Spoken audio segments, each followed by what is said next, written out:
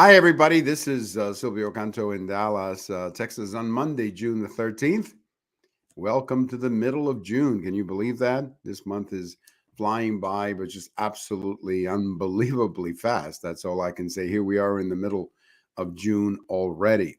Just a quick heads up, as we always do on Mondays, we will be recording the podcast with Bill Katz, the editor of Urgent Agenda. We're going to be doing that later this afternoon, early evening, and it will be available for listening probably around 5 o'clock, 6 o'clock Central Time.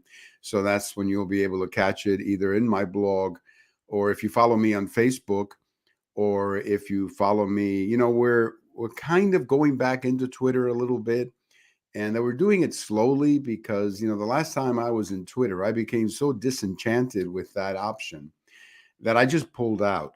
So we're kind of slowly walking back into it just to see how it all turns out. There may be a good thing going on at Twitter now that Musk bought this thing or is trying to buy it, but I still have my doubts. So we're carefully moving in that direction, but it's always available on my blog.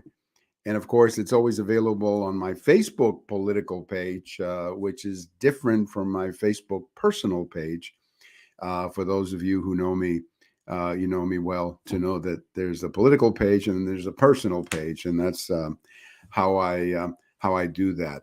Well, let's talk a little bit about as I mentioned the our interview with Bill Katz, the editor of Urgent Agenda, will happen later today. And we'll get into a lot of the weekly topics. One of the things that we're going to get into, and I have a post about this coming out Tuesday, is what is happening in the city of New York. As you probably know, the city of New York, like many of these large American cities run by the Democrat Party, is having a terrible crime problem. And last November, the people of New York thought that they had taken a step in the right direction by electing Eric Adams as the mayor of New York. Mr. Adams ran a campaign of being very tough on crime. Mr. Adams himself was a former police officer, and there was a lot of promise about Mr. Adams, but that hasn't quite panned out. And there's now a lot of disappointment with Mr. Adams. In fact, there's an interesting story about him, people saying that he spends too much time at the party. In other words, having fun at parties and so on and dinners, and not enough time cracking the whip against criminals who are, devastating the city of New York. So the biggest problem right now that Mr. Adams has, and we're going to get into that with Bill Katz in detail, because of course Bill Katz lives in the New York City area.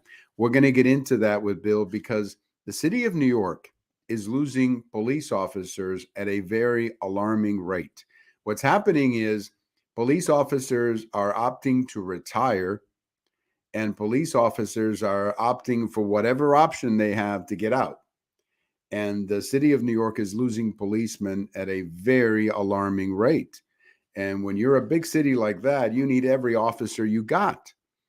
And this is not just a problem in New York. This is a problem in Baltimore. This is a problem in Chicago. This is a problem in Philadelphia. I mean, you name it.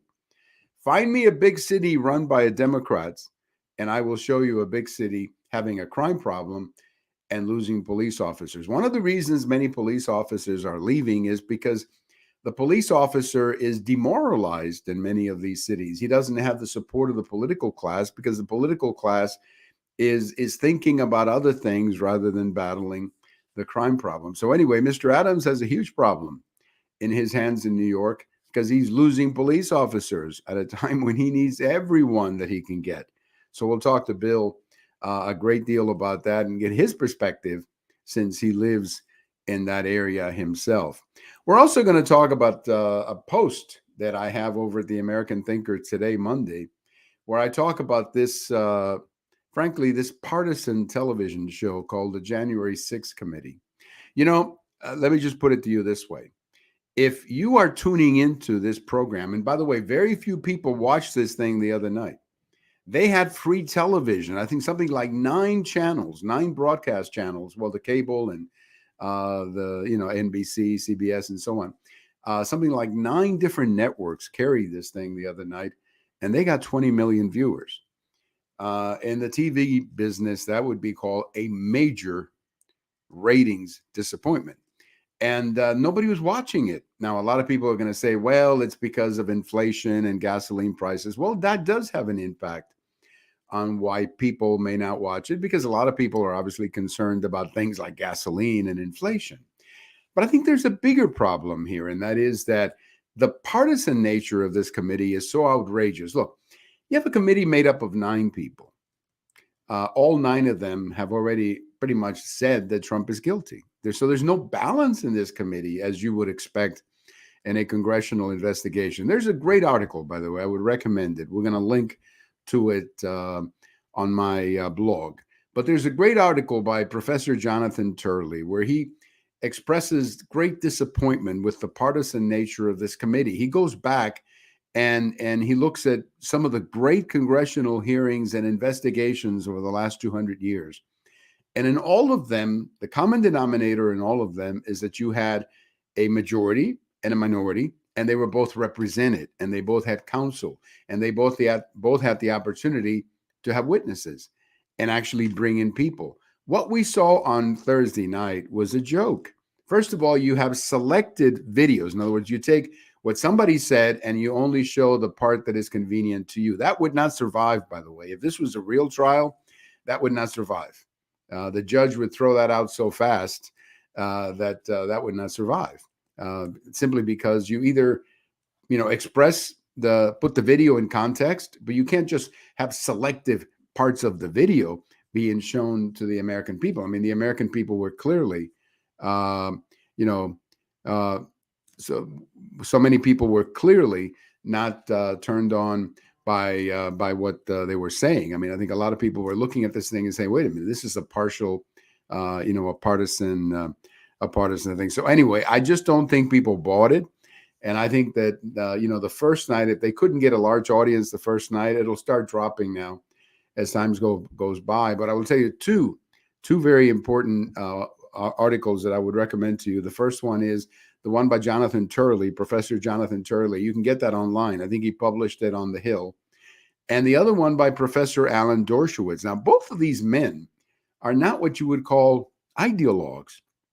They're both distinguished law professors, and they both came down very hard, extremely hard, on this committee and the partisan nature of this committee. So that's why I just don't believe this is going to get very far, nor do I believe the intent of this is getting far. I think this was nothing more than a sideshow to see whatever we can get before November, because they know that in November they're going to lose their majority, and they're just trying to get whatever they can get before that. So it's not going to get anywhere. Now, there's some talk that they're going to indict President Trump, that they're going to issue an indictment against President Trump.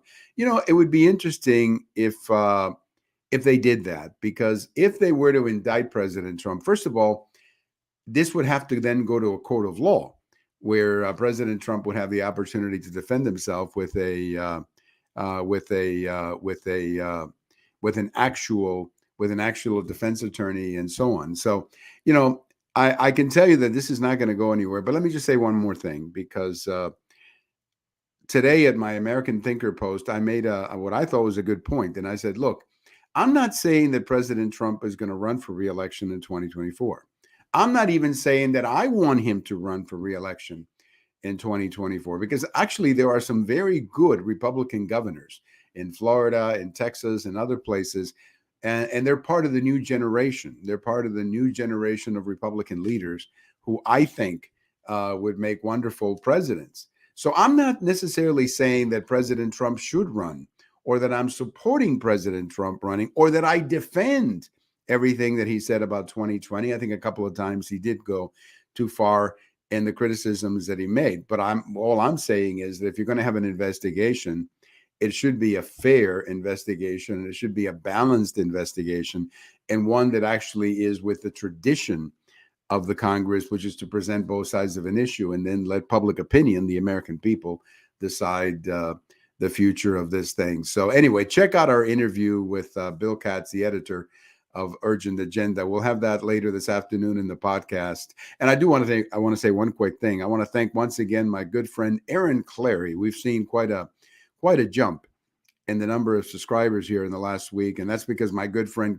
Aaron put in, I think he's traveling somewhere right now, but my good friend Aaron put in a good word for me. And he's a very popular video caster, of course. And many of you came in because of that. So I want to thank Aaron for his recommendation, as well as many of you who've left me some very nice comments about the videos. So thank you for listening. This is Silvio Canto in Dallas, and we'll talk to you later. Bye-bye, everybody.